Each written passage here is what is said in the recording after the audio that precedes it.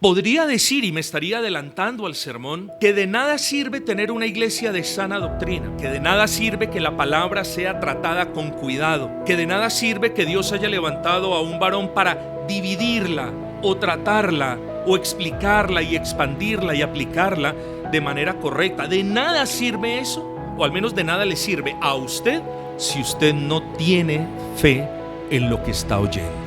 Pero cuando nosotros nos acerquemos a la palabra, temamos, teniendo en cuenta que ese temor es una actitud reverente, sobrecogedora, de admiración de la grandeza, de la inmensidad de Dios.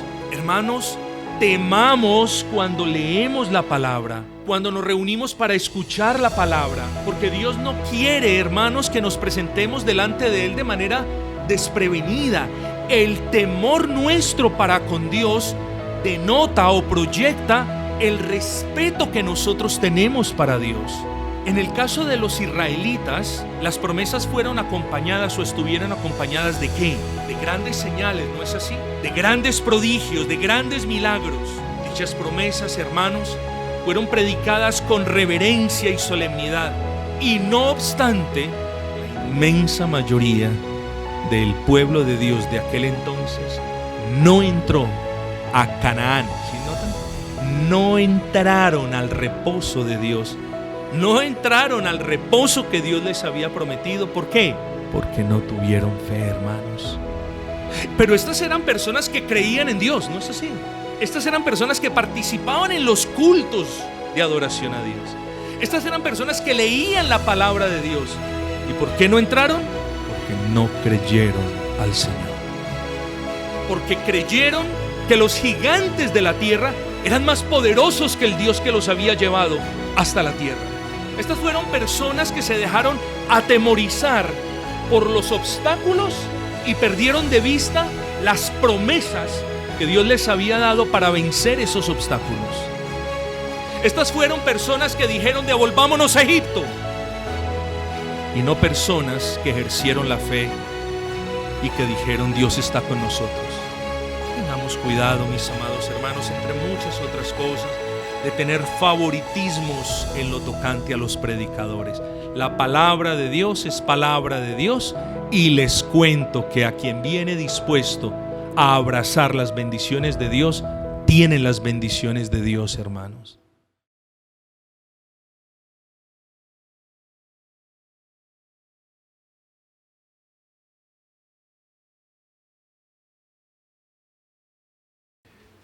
Queridos hermanos, ahora cuando cantábamos este último himno, quiero leerles un par de frases.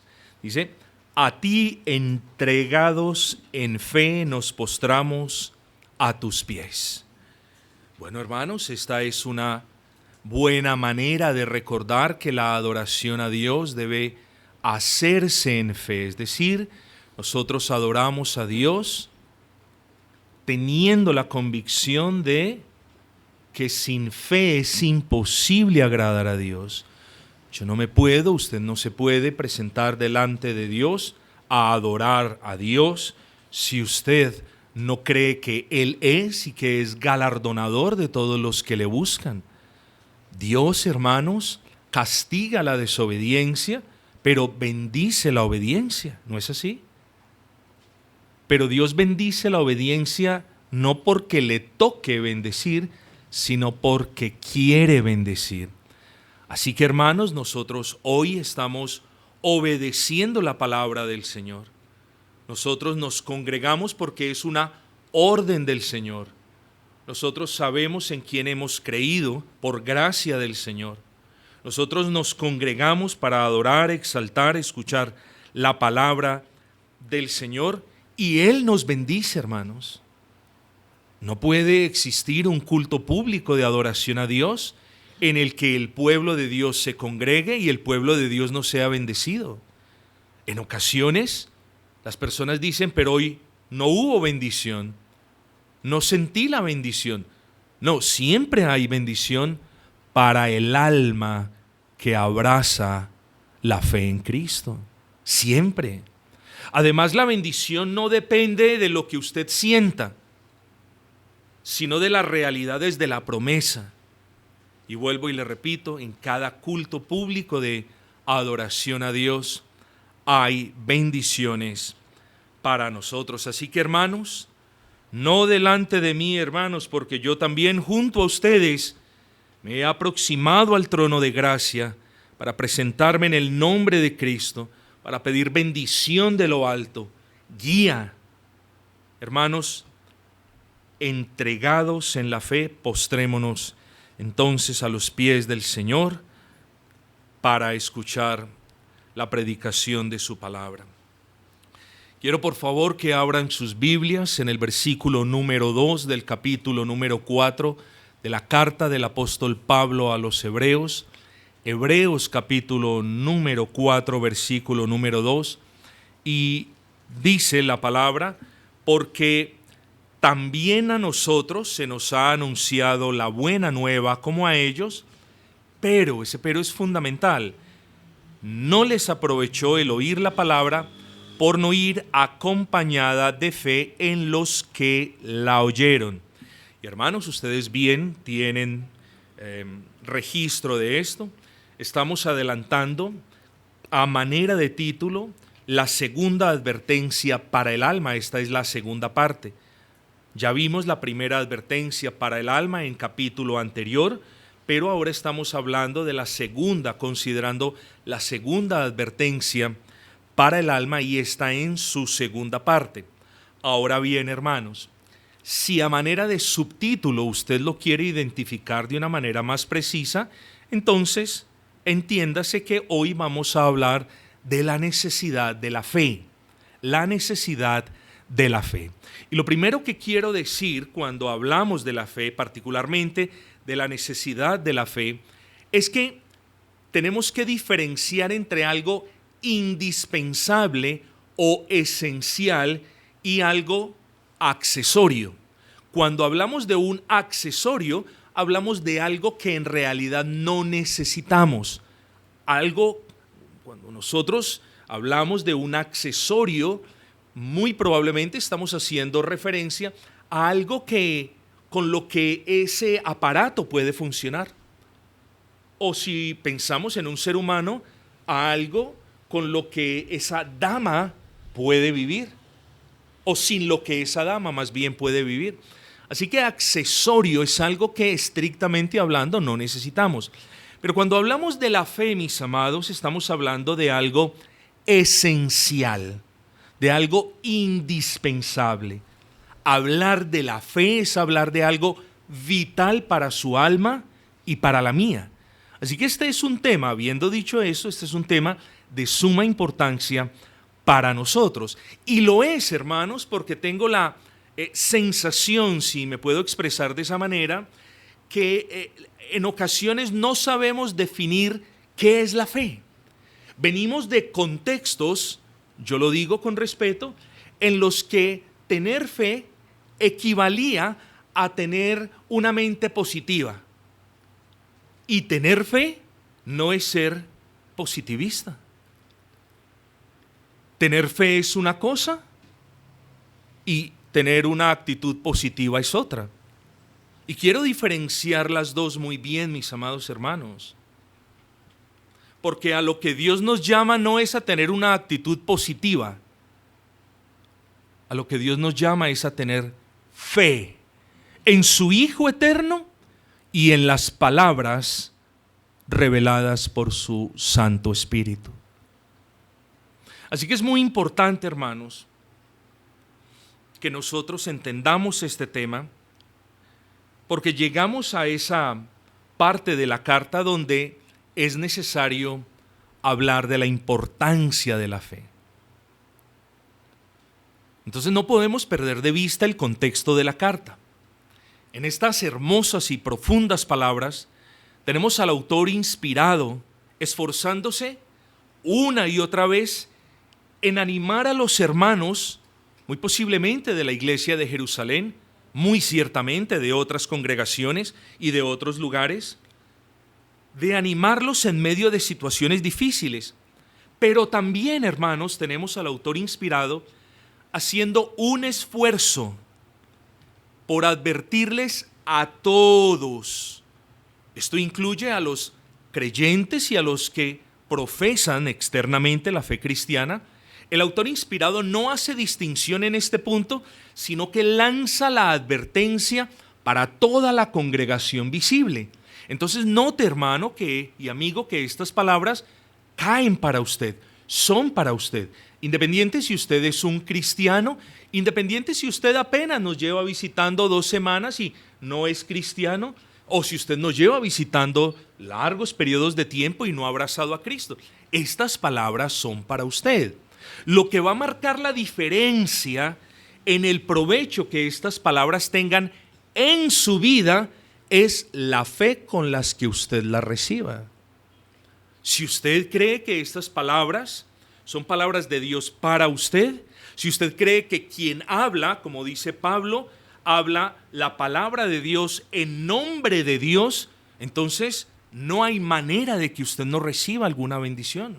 Y esto es importante, mis amados hermanos, porque, vuelvo y repito, esto es una advertencia para toda la comunidad visible en la iglesia acerca de los peligros que cada uno de nosotros corremos si no acompañamos con fe la palabra que escuchamos. Podría decir, y me estaría adelantando al sermón, que de nada sirve tener una iglesia de sana doctrina, que de nada sirve que la palabra sea tratada con cuidado, que de nada sirve que Dios haya levantado a un varón para dividirla o tratarla o explicarla y expandirla y aplicarla de manera correcta. De nada sirve eso, o al menos de nada le sirve a usted si usted no tiene fe en lo que está oyendo. Esa es la gran advertencia, mis amados hermanos. Eso nos dice el versículo 2, que ahora lo vamos a expandir. El versículo 2 dice: a los hebreos no les aprovechó de nada, en cierta manera, la palabra, porque la escucharon sin fe. Hacían todo lo que Moisés decía que hicieran. Participaban en todas las cosas o en los medios de gracia estipulados en aquel entonces, pero no les aprovechó. Y no les aprovechó porque ellos no tenían fe. ¿Y de qué manera, nos preguntamos, es que el autor inspirado los advierte o le advierte a la iglesia estas cosas? Recordándoles, y de eso hablamos en nuestro último sermón, el autor inspirado le recuerda a los hebreos lo que le había sucedido al pueblo de Dios en el antiguo pacto, de nuevo, quienes escucharon la predicación de Moisés, escucharon sus palabras. Dice la palabra del Señor, escucharon las buenas nuevas. Usted lo puede leer ahí, hermanos. Versículo 2, porque también a nosotros se nos ha anunciado la buena nueva. A ellos se les predicó el evangelio. No es que ellos no hubieran tenido evangelio, imagínese usted. Si no hay evangelio, es decir, si no hay un buen mensaje lleno de promesas en el que Dios mismo condescienda y perdone por medio de la fe en ese Mesías prometido, pues no había esperanza. Nadie podía salvarse, porque la salvación ni en el antiguo pacto ni en el nuevo es por obras, es por medio de la fe en el Mesías prometido. Entonces, hermanos, quiero que noten el peligro, aún desde esta parte temprana del sermón, quiero que noten el peligro de presentarnos a adorar sin fe, de leer la palabra sin fe, de escuchar el sermón sin fe. Si usted no tiene fe o si no cree que tiene fe, pues pídala a Dios, ruéguele al Señor y no se despegue de su trono hasta que usted tenga la fe que le permite abrazar a Cristo y le permite estar en paz con Él. Entonces es menester, es esencial, es imperativo, diría yo, para cada uno de nosotros cerciorarse de que tiene fe, de que esa fe es real, que está anclada en las promesas, que está cimentada en Cristo. Esto de la fe no es un asunto menor. Y llegamos al punto, como les dije, que debemos considerarla de una manera un poco más detallada. Así que esa es la razón por la que esta advertencia es de suma utilidad para nosotros, quienes tenemos el privilegio de escuchar la buena nueva del Evangelio y el resto del consejo de Dios de una manera mucho más clara. No que no haya sido clara en los tiempos de Moisés, pero la revelación fue progresiva, vino de menos a más y también aumentó en claridad. Entonces, hermanos, lo que nosotros podemos leer hoy o podemos escuchar hoy es el mismo mensaje que escucharon los israelitas de antaño, solo que a ellos se les veló. Muchas de las cosas y de las promesas que ellos tuvieron fue por medio de tipos, de cuestiones que tipificaban o que proyectaban hacia una realidad futura, que es en la que vivimos nosotros, mis amados hermanos.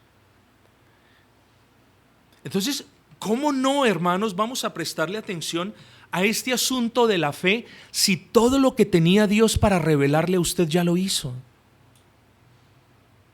Cuando la persona quiere señales o quiere milagros para ver si viene de Dios o no, cuando el amigo pretende ponerle pruebas a Dios, hermanos, estamos viendo todo lo opuesto a la fe. El hombre no le pone pruebas a Dios. El hombre con fe abraza la promesa de Dios. Es muy importante recordar que en el sermón pasado hablamos de la palabra incredulidad y yo espero, hermanos, que esa palabra, al menos definida bíblicamente en el contexto de los textos que estamos estudiando, yo espero que todos tengamos en claro esa palabra incredulidad, porque la palabra incredulidad en ese contexto debe ser entendida de manera apropiada, hermanos. Esa incredulidad o esa falta de fe de la que me habla Pablo aquí, recuerden, no es la negación total y absoluta de que Dios existe. Esta incredulidad a la que se está refiriendo el autor inspirado no es esa que dice Dios no existe, esa que dice Cristo no salva. No, a mis amados hermanos, esa incredulidad de la que hemos leído es aquella, hermanos, que hace referencia a una disposición del alma que se rehúsa a descansar en las promesas de la palabra. Es decir, este es el caso, por ejemplo, lo voy a aplicar, de repente usted se puede identificar, este es el caso de una persona, por ejemplo, que tiene un problema de salud. Y la persona comienza a agobiarse con el problema. Y la persona comienza literalmente a perder el gozo de su salvación por el problema. Nadie está diciendo que la enfermedad del hermano sea menor que la de aquel otro hermano. No nos podemos poner a cuantificar cuál dolor es más intenso. ¿Por qué? ¿Por qué no lo podemos hacer? Porque no lo sentimos nosotros. Además, el dolor que causa la puntilla en nuestros talones es mucho más grande que el dolor que causa la puntilla en los talones del hermano. Entonces tenemos que ser misericordiosos, hermanos. Pero este es el típico caso de una persona que de repente está enferma, estoy poniendo un ejemplo entre muchos, y comienza, ya lo dijimos, a ver más, a enfocarse más en el problema, en la dificultad, que en las promesas que Dios nos da para afrontar esa dificultad. Nosotros ya hablamos de eso. ¿Dónde está la fe nuestra, mis amados hermanos? Porque la fe no es aquella que dice, yo me voy a sanar, yo me voy a sanar, yo me voy a sanar, yo sé que más. Esa no es la fe. Ese es el positivismo que nosotros debemos dejar de lado. La fe nuestra, por ejemplo, en medio de la enfermedad, es aquella que nos garantiza que Dios tiene la potestad para sanarnos, pero esa fe que descansa en su soberanía para que nos sane. Es decir, la verdadera fe que agrada a Dios, por ejemplo, en el caso de la persona enferma, es aquella que dice, Señor, estoy enfermo, Señor, me duele, Señor, literalmente siento el peso de la enfermedad sobre mí, pero Señor, tengo tus promesas. Y yo sé que tú no me dejarás claudicar en la enfermedad. Y yo sé que tú mullirás mi cama. Es decir, que tú la pondrás de tal manera que mis huesos no se sequen soportando la enfermedad. Y yo sé, Señor, que esta prueba que me ha sobrevenido de alguna manera es para honrarte. Y yo sé, Señor, que esta prueba que me ha sobrevenido es de alguna manera la oportunidad para testificarle a mis hermanos de cuán firme estoy en Cristo. Pero hermanos, ¿no es cierto que llegan algunas dolencias y algunas situaciones y nos desmoronamos, hermanos? Perdemos la fe. Es como si, hermanos, es como si no tuviésemos promesa. Es como si la enfermedad fuese más grande que el Dios que la permitió. ¿Qué nos pasa, mis amados? Nos pasa que no estamos firmes en la fe. Y no estoy hablando de esa fe salvadora, estoy hablando de esa fe diaria. Hermanos, y ese es el caso entonces. Cuando hablamos de incredulidad, no estamos hablando de la negación de la fe, sino, hermanos, de esa disposición del alma que se rehúsa a descansar en las promesas que quedaron aquí consignadas para usted. Quiero que nos fijemos, hermanos, en el versículo número 1. Temamos, pues, no sea que permaneciendo aún la promesa de entrar en su reposo, alguno de vosotros parezca no haberla alcanzado. Vaya manera de comenzar este versículo. Temamos. Hermanos, el autor inspirado no nos está instando a que temblemos de miedo. Este temor que nosotros encontramos aquí al comienzo de este versículo no es un temor servil, no es el temor de alguien que se presenta delante de alguien superior con miedo, con incertidumbres. No, es un temor reverente al que el autor inspirado nos está instando. Lo que él nos está diciendo es: oigan, Dios está hablando, temamos porque Él nos está hablando, sorprendámonos de que Él nos esté hablando. Hermanos, ¿quién es Dios para condescender y hablarnos a nosotros? Bueno, Él lo hace y lo hizo en la persona de Cristo, asunto del cual ya hablamos en capítulos pasados. Pero cuando nosotros nos acerquemos a la palabra, temamos, teniendo en cuenta que ese temor es una actitud reverente, sobrecogedora, de admiración de la grandeza, de la inmensidad de Dios. Hermanos, temamos cuando leemos la palabra, cuando nos reunimos para escuchar la palabra, porque Dios no quiere, hermanos, que nos presentemos delante de Él de manera desprevenida. El temor nuestro para con Dios denota o proyecta el respeto que nosotros tenemos para Dios. Temamos, dice el apóstol, pues, esta advertencia, no sea que permaneciendo aún la promesa de entrar en su reposo. Oiga, ¿de qué está hablando el apóstol? Bueno, el autor inspirado está hablando de que la promesa de entrar en el reposo aún permanece. No sea que permaneciendo aún la promesa de entrar en su reposo. Y yo quiero hablarle hoy al corazón de repente los niños que no han abrazado a Cristo. Y yo quiero hablarle hoy al corazón de aquellos amigos que llevan mucho tiempo congregándose con nosotros y no han abrazado a Cristo. Yo quiero hablarle hoy, si el Señor me lo permite, al corazón de aquellos que no son cristianos, que no tienen la convicción de que sus pecados han sido perdonados. A ustedes yo les digo esto: teman. Teman porque esto no es una cuestión accesoria. Estas buenas nuevas a las que usted puede todavía tener acceso es una misericordia de Dios.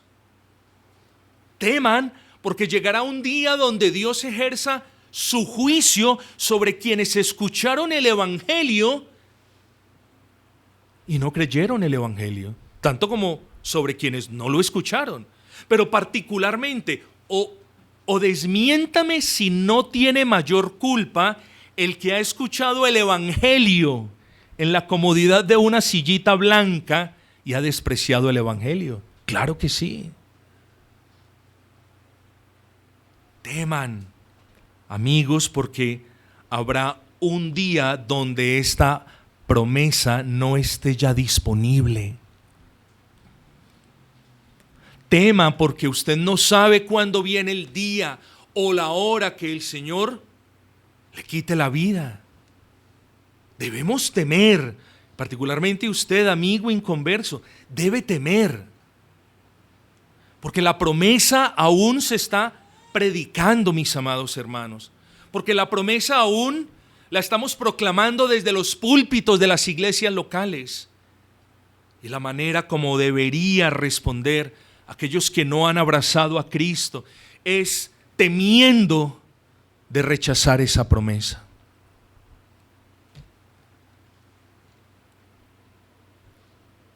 Alguno de vosotros parezca no haberla alcanzado. Pero de esto vamos a hablar en un instante. Yo quiero que vengamos al versículo 2. Dice, porque también a nosotros se nos ha anunciado la buena nueva. Esto es la promesa de que Dios perdona sus pecados por medio de la fe en Cristo. Porque también a nosotros se nos ha anunciado la buena nueva como a ellos ¿quiénes? Ya lo vimos, al pueblo, a los israelitas de antaño. Es decir, cuando nosotros leemos este versículo 2, hermanos, lo que debemos tener en cuenta, como ya lo dije hace un momento, es que el evangelio de Dios en Cristo Jesús sigue siendo proclamado. Es lamentable, y nos lamentamos, de muchas iglesias llamadas evangélicas que no distingan esa predicación evangelística de la predicación de todo el consejo de Dios. Es lamentable que las iglesias o muchas iglesias evangélicas no proclamen el evangelio. Doctrina, doctrina, doctrina, doctrina, y eso está muy bien. La doctrina y la más doctrina, si se quiere, está allí para la edificación de los santos. Pero antes de que una persona sea santo es pecadora, y la única manera como ese pecador puede estar en paz con Dios y ser visto por Dios como un santo es por medio del evangelio. Así que es necesario predicar el evangelio. Es imperativo predicar el evangelio y damos gracias al Señor porque conforme a este versículo 2, hermanos, nosotros seguimos disfrutando de esa proclamación. A los israelitas de antaño, mis amados, el evangelio les fue proclamado sin excepción. Y en una congregación como la de los israelitas de antaño, nadie se quedaba sin escuchar las palabras de Moisés, el profeta de Israel. ¿Cuáles fueron esas buenas nuevas que ellos escucharon? Bueno, hermanos, esas buenas nuevas que ellos escuchaban una y otra vez incluían, y esto es interesante, no voy a adentrarme mucho en esto, pero es muy bueno que ustedes lo tengan presente porque eso lo vamos a ver en el próximo sermón. Las buenas nuevas que a ellos se les predicaba era, hermanos, que ellos entrarían en la tierra de Canaán. Esto es muy importante. Ellos salieron de Egipto con la esperanza de entrar en la tierra de Canaán. Ustedes bien lo saben. Tierra de la que fluía leche y miel. Eso era para ellos entrar en el reposo. Entrar en esa tierra del reposo incluía el descanso de sus enemigos.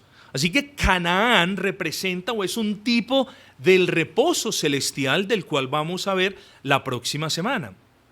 Es importante que lo tengamos en cuenta. Pero también, hermanos, también no podemos descartar que Moisés les predicaba el evangelio en el sentido literal, hermanos. Así que no solamente eran promesas de reposo terrenal, Canaán, sino que también Moisés les predicaba al pueblo esas promesas de reposo celestial, de un reposo que todos sabemos es infinitamente, es más sublime, más duradero, es imperturbable. Y ese es el reposo que Dios le da al alma del pecador mediante la fe en el Mesías prometido. Entonces hablamos de reposo terrenal, era un reposo típico, era un reposo que prefiguraba, que apuntaba hacia el reposo celestial, pero por supuesto, hermanos, que también hablamos de que los israelitas escucharon el evangelio. Así que el propósito del autor inspirado era recordarle a la congregación de los hebreos que el disfrute de la promesa y de las bendiciones, y esto es para usted. El propósito hoy, al leer este versículo, al estudiar este versículo, hermanos, es recordarles que el disfrute de las promesas, que el disfrute de las bendiciones de Dios para con ustedes depende de la genuinidad de su fe. No de la perfección de su fe, como ya lo dijimos. Porque la fe de ninguno de nosotros es perfecta, ni tampoco es una fe meritoria.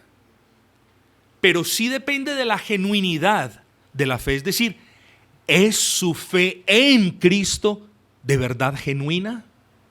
¿O es un mero asentimiento intelectual de que Él nació de una virgen y de que Él vivió sin pecado?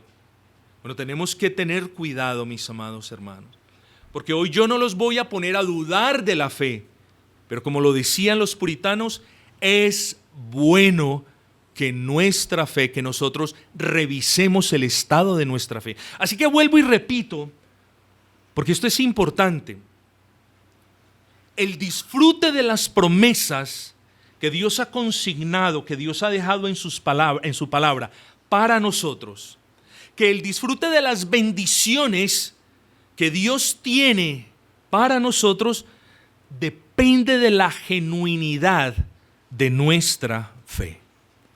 No de la magnitud, no de la perfección, sino de la existencia de una fe verdadera en las promesas predicadas.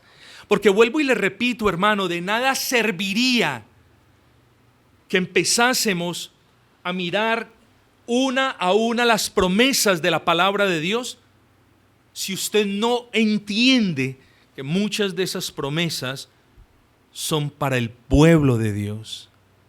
Muchas ya se cumplieron, otras se están cumpliendo y otras han de cumplirse. Hay muchas promesas, por ejemplo, en la palabra de Dios y usted puede tomar personalmente para usted. Hay otras promesas que son de manera mancomunada.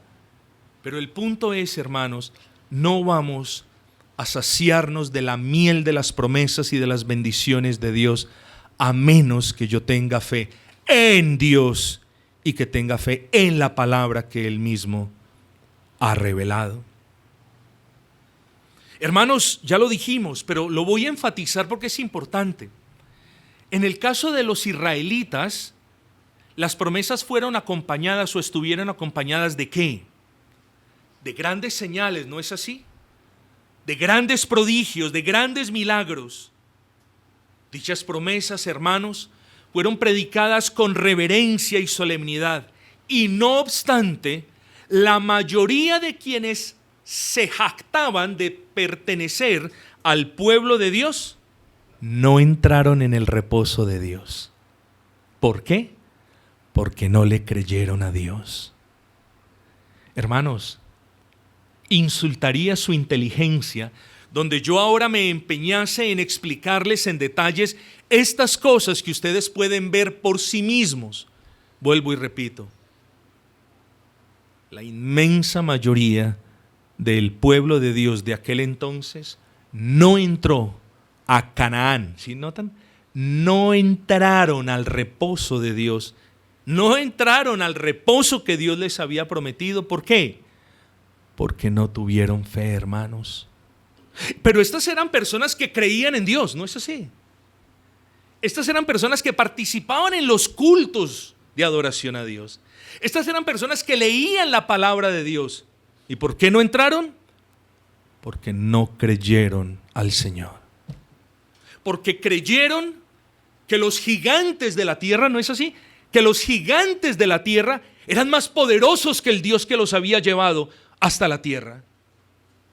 Estas fueron personas que se dejaron atemorizar por los obstáculos y perdieron de vista las promesas que Dios les había dado para vencer esos obstáculos.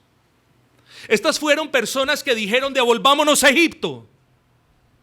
Y no personas que ejercieron la fe y que dijeron: Dios está con nosotros. Solamente uno dijo: Dios está con nosotros, y el otro valiente, y esos dos entraron a la tierra prometida, mis amados hermanos. ¿Por qué no entraron los otros? Porque no tuvieron fe, hermanos. Dios no les estaba pidiendo una fe grande. Dios no les estaba pidiendo nada, sino que creyeran su palabra. Hay congregantes en las iglesias del Nuevo Pacto o en las iglesias neotestamentarias que al parecer tienen dificultades en creer que la palabra de Dios tiene toda la autoridad, lleva toda la autoridad, carga toda la autoridad de Dios. Hay creyentes que lamentablemente tienen problemas en aceptar que quienes predicamos la palabra de Dios lo hacemos con toda la autoridad de Dios. Todo aquel que no cree que Dios de manera sobrenatural, en el sentido de que estamos hablando del Dios perfecto, de una palabra inerrante e infalible, ¿cómo puede ser que Dios haya decidido guiar, pastorear a su pueblo por medio de una persona como yo? Y miremos las demás iglesias verdaderamente cristianas, hermanos, porque no estamos viendo a santos con ángeles, no estamos viendo personas eruditas o elocuentes, estamos viendo seres humanos como ustedes. ¿Cómo es posible de que Dios haya decidido guiar, bendecir a su pueblo por medio de su palabra, de la predicación de su palabra, a través de personas que tenemos 1001 falencias? Bueno, así le plació al Señor. Hermanos, si yo no quiero predicarme a mí mismo, pero es muy importante, hermanos queridos, que cuando usted se acerque a adorar al Señor, cuando usted se acerque a escuchar la palabra del Señor, usted lo haga con aquella fe que dice: Señor, tú me hablarás hoy. Yo creo que, hermanos, el que se acerca a un culto público de adoración a Dios sin las expectativas, hermanos, sin el deseo de que Dios le hable por medio del pastor o del hermano que está predicando, es una persona que ya pierde de antemano grandes bendiciones. Hermano, recuerde que aquel que predica la palabra de Dios lo hace, hermanos, de parte de Dios. Aquí yo no estoy, hermanos, predicándoles la palabra del Señor porque concebí que esa era la mejor idea. Yo no les estoy predicando la palabra del Señor porque en medio de mis devocionales llegué a la conclusión de que es la mejor manera de edificar al pueblo. Cada pastor predica la palabra del Señor porque es una comisión de Dios. Así que lo que nosotros estamos haciendo aquí, hermanos, es simplemente obedecer al Señor, intentando manejar bien la palabra del Señor, abrirlas delante de ustedes, aplicarlas a ustedes, con la esperanza de que el Espíritu la haga efectiva en ustedes. Estamos aquí, hermanos, no porque quisimos, sino por un llamamiento del Señor.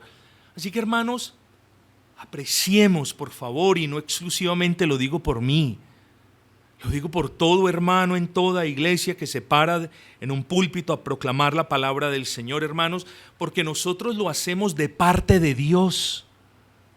Es cierto, yo no le puedo decir al hermano, Dios me dijo que hicieras esto. Vaya tonterías en las que creímos antes. Pero lo que yo sí le puedo decir a la hermana o al hermano es: hermano o hermana, Dios dice en tu palabra, he aquí lo que dice la palabra del Señor para ti. Sea humilde, hermanos, aprecie eso, valore eso, agradezca eso. Así que para poner un ejemplo puntual, hermanos, en este contexto, nosotros, hermanos, pensemos en Moisés. ¿Quién era Moisés? Moisés no era el más hábil cuando hablaba. Él mismo lo reconoce cuando a Dios respondió: ay, Señor, nunca he sido hombre de fácil palabra. Fácil palabra. No vamos a entrar en la eterna discusión si Moisés era tartamudo o no. La palabra en hebreo significa un hombre que hablaba muy lento, un hombre que de repente no era muy elocuente, un hombre, hermanos, que de repente no tenía esa gran facilidad o ese gran fervor para hablar la palabra como de repente lo tenían otros, hermanos. ¿Y qué fue lo que sucedió? Que no obstante fue a Moisés y no a Aarón a quien Dios escogió como predicador para su pueblo, hermanos. ¿Y quién era el pueblo para decir no queremos escuchar palabra de Moisés? Mejor de Aarón, porque predica más hermoso. Mejor de Aarón, que es más suelto en las palabras. Mejor de Aarón, que tiene más facilidad de expresión. Hermanos, ¿quién es el pueblo de Dios para aconsejar a Dios en lo tocante a la predicación de la palabra de Dios?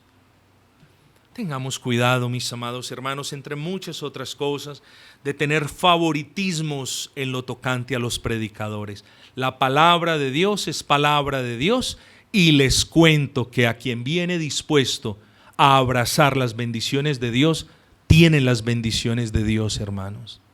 Sea el predicador A, B o C o como se llame. Así que, hermanos, a estas personas, hermanos, Moisés les habló. Así que incluso con las dificultades que Moisés tenía para hablar y con la tardanza y lentitud con la que él hablaba, escúchese bien, Dios le habló a su pueblo. Y Dios es soberano, hermanos. De repente el día que yo parta de este mundo, Dios va a traer un predicador diferente. Un predicador que hable más pasito, un predicador que no sea tan expresivo, un predicador que sea más lento, con más cadencia. No me extrañen, hermanos queridos.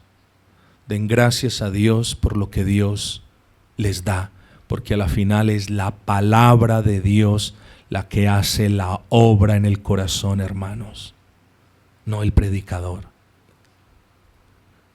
Pero cuando venimos, hermanos, ya predispuestos, porque este es el hermano que va a predicar, o este es el otro hermano que va a predicar, cuando nos enfocamos más en la vasija que en el manjar que hay en la vasija, es cuando perdemos las bendiciones, mis hermanos.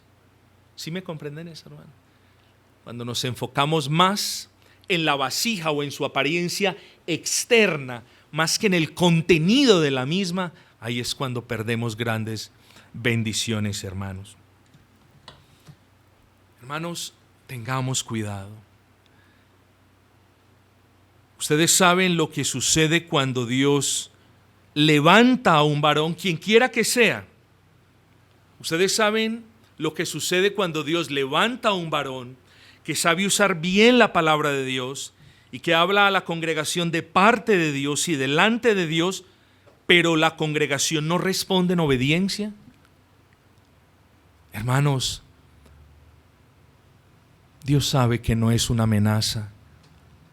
Estas son palabras de advertencia de acuerdo a lo que estamos leyendo, mis amados hermanos. La desobediencia del pueblo de Dios cuando la palabra de Dios es expuesta no es una desobediencia para con el predicador, es una desobediencia para con Dios mismo, hermano. La persona que es afectada por no obedecer la palabra del Señor o por no tener fe o tener la convicción de que es Dios que está hablando, no soy yo, es usted, mi amado hermano. Así que creo que este es un buen momento para entender que esa advertencia no está escrita de sobra, sino que también es esencial. Permitamos que esa advertencia del estado de nuestra fe o de la ausencia total de la fe en el caso de quienes no son cristianos, permitamos que esa advertencia penetre en nuestros corazones y le podamos dar el tiempo debido, repito, porque es esencial para nuestras vidas. En resumidas cuentas, hermanos, el texto nos advierte de que no vaya a ser que las personas que se congregan para adorar a Dios corran la misma suerte de aquellos que escucharon a Moisés, pero que no creyeron que Dios era quien prometía, que no creyeron que Dios era el que los estaba guiando, que no creyeron que era Dios el que los iba a salvar de sus enemigos. Eso sucedió con ellos. Hermanos, así que la invitación en este punto es a que aprecien la predicación de la palabra de Dios como un medio de gracia fundamental para la salvación de las almas y para la edificación de la iglesia, y que ustedes nunca tengan, hermanos, que nosotros más bien nunca tengamos la predicación de la palabra como un acto rutinario, ni como un privilegio que se pueda dar por sentado. ¿Cuántas iglesias firmes y nobles en las épocas de los puritanos hoy no existen? Porque tuvieron por un tiempo la palabra de Dios, pero el varón que la predicaba con dignidad y decoro les fue quitado, y el que lo sucedió ya no predicó la palabra de Dios. Aprendan, hermanos queridos, a valorar el hecho condescendiente y lleno de gracia de que Dios nos continúa hablando por medio de su palabra, guiando por medio de su palabra, que Dios continúa confortando nuestros corazones por medio de su palabra. Así que no tener fe en la palabra de Dios que Dios usa para guiarnos, para consolarnos, para confortarnos, es no tener fe en Dios mismo. Es así de grave.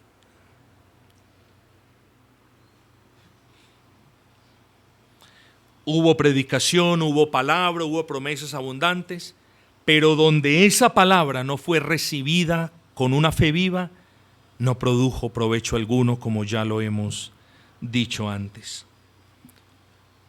Así que, hermanos, estamos frente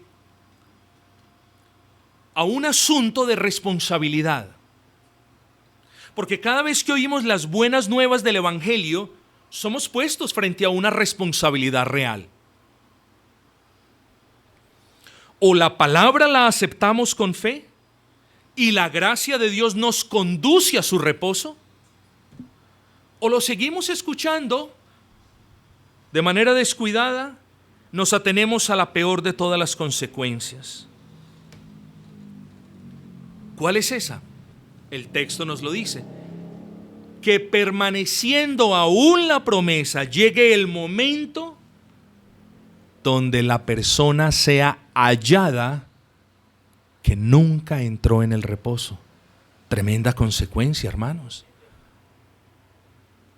Así que repito las palabras de Hebreos 4, 1 y 2.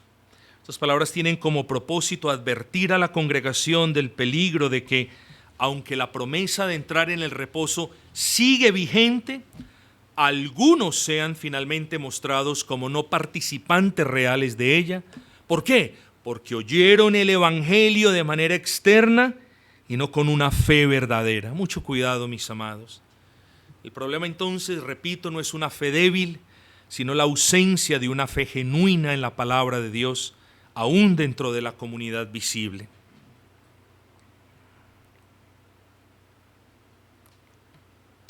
Pero centrémonos un poco, hermanos, en el título del sermón: la necesidad de la fe, el carácter esencial de la fe. Y pudiendo de repente extenderme un poco más, quiero comenzar el camino hacia la conclusión, hermanos, y terminar este breve sermón con palabras sencillas. Quiero que usted entienda hoy, si el Señor me lo permite, que la fe es tan esencial en su vida. Con esto resumo, que es por medio de la fe que usted obtiene las promesas. Que es por medio de la fe que usted persevera hasta el fin. Usted no persevera hasta el fin porque usted es muy listo o porque usted sabe cómo sortear los asuntillos. Usted persevera hasta el fin, es claro, por la gracia del Señor, pero usted va perseverando es en la fe.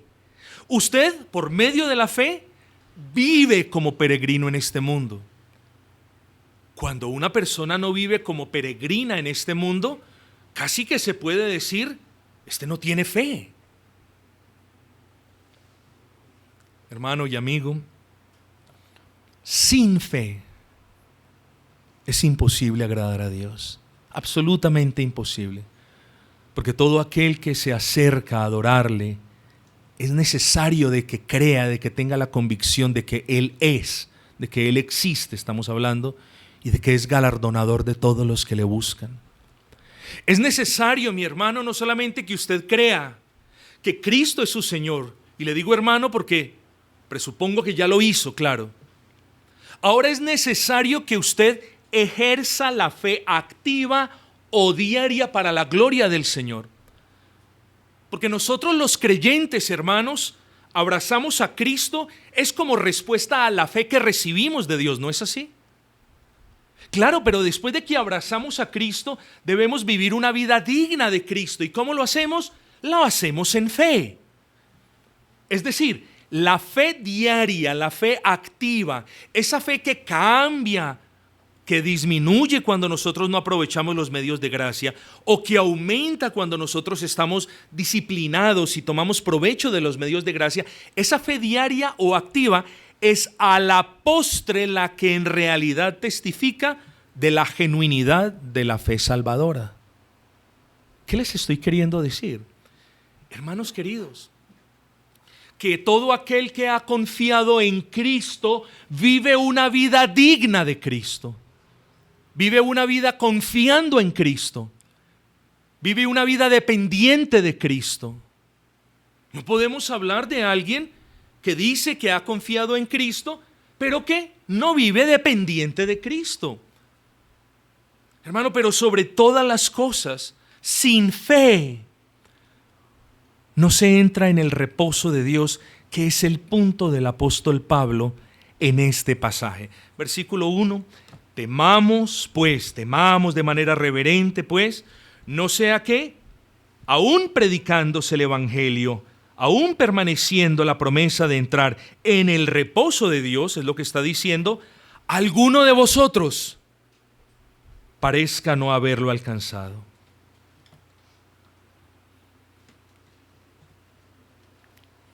Hermano,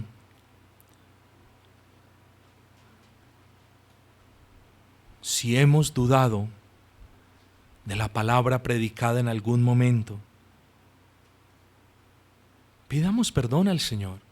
Hagámoslo prontamente, con confianza.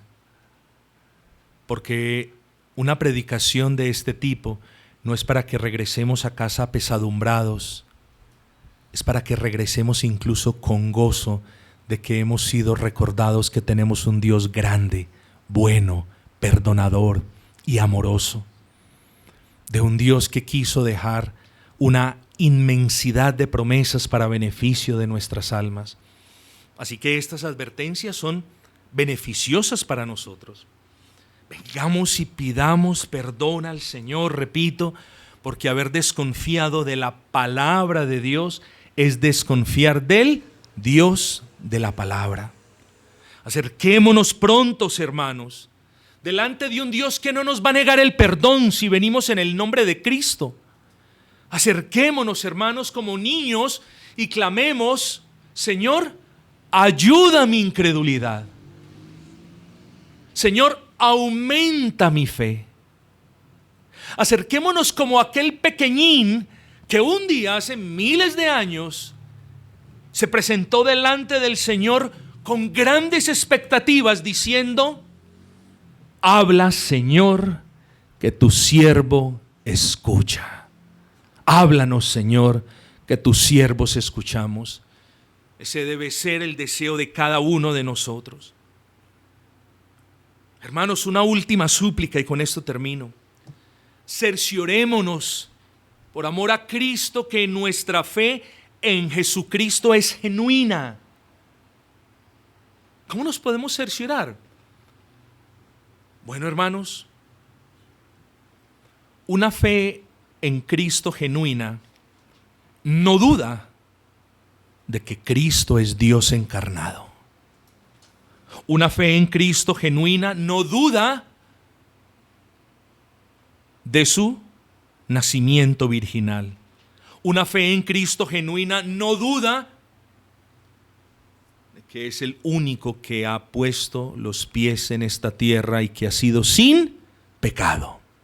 Una fe en Cristo genuina no duda de que su nombre, Cristo Jesús, es el único nombre que Dios le ha dado a los hombres en el que podamos ser salvos.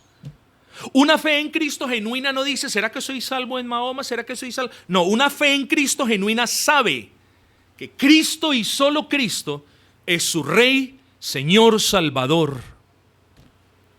Una fe en Cristo genuina no duda ni un instante de que la muerte de Cristo en la cruz del Calvario es el único sacrificio que propició la reconciliación entre el hombre pecador y un Dios santo. Pero tengamos cuidado, porque no podemos llegar al punto de decir que una fe genuina en Cristo es simplemente un asentimiento intelectual de estas cosas, como sí, yo sí creo, sí, yo sí creo, sí, yo sí creo, y eso también lo creo. No, hermanos, aquí es donde viene la parte buena de esto. Una genuina fe en Cristo piensa en Cristo, teme a Cristo y desea a Cristo en su vida en todo momento. Una genuina fe en Cristo no solamente lo tiene como Salvador de su vida, sino como Rey y Señor de su vida. Y eso me habla de obediencia. Así que nótese, una genuina fe en Cristo es demostrada por la obediencia a Cristo. Una genuina fe en Cristo ama a Cristo. Recuerden el pasaje. Todo aquel que tiene mis mandamientos y los guarda, ese es el que me ama. Hermanos, no voy a hacer una predicación de este versículo, pero es la obediencia a Cristo la que en última instancia testifica de la fe en Cristo. ¿Tiene usted una fe genuina en Cristo? Bueno, entonces esa fe genuina se demuestra en la obediencia sincera a Cristo, en la obediencia desinteresada en el cuerpo de Cristo. Hermanos, pero sobre todas las cosas, una fe genuina en Cristo es una fe que puede decir, yo sé en quién he creído, yo sé el reposo en el cual he entrado y yo sé lo que me aguarda en Cristo. Esa es una fe genuina en Cristo. Tengamos cuidado entonces, hermanos, de esta segunda advertencia para el alma. No sea que por desconocer el valor de la fe verdadera o por no escuchar la palabra de Dios con una fe genuina, llegue el día en el que después de haber profesado la fe en medio de la iglesia por muchos años, termine siendo manifiesto que nunca tuvimos fe, aún tan pequeña como un grano de mostaza. Quiere el Señor concederle fe salvadora a quien no la posee y a quienes por la gracia de Dios la poseemos, darnos la gracia de que nuestra fe diaria y active nos lleve a vivir una vida para la gloria de Dios, porque de esa manera testificamos de la salvación del Señor. Hermanos, el Señor haga prosperar estas palabras en su corazón, el Señor les bendiga grandemente. Y tengamos cuidado, hermanos, porque si hoy hemos escuchado palabra de Dios, es para bien de nuestras almas. No la despreciemos, hermanos, el que tiene fe no la desprecia.